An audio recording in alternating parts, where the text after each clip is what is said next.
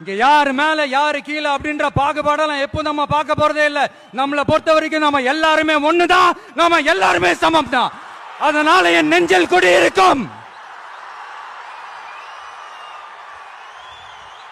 ஒட்டுமொத்தமானவங்க எல்லாருக்கும், ஒட்டுமொத்தமானவங்க எல்லாருக்கும் என்னோட உயிர் வணக்கங்கள்,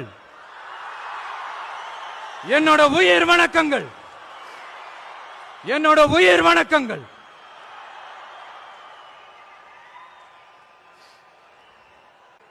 இதுவரைக்கும் ஆடியோ லான்ச் மேடையில மீட் பண்ணோம். இப்போ ஒரு அதிரடி சேஞ்ச். இப்போ நம்ம மீட் பண்றது அரசியல் மேடையில, ஒரு பொலிட்டிக்கல் ஸ்டேஜ்ல.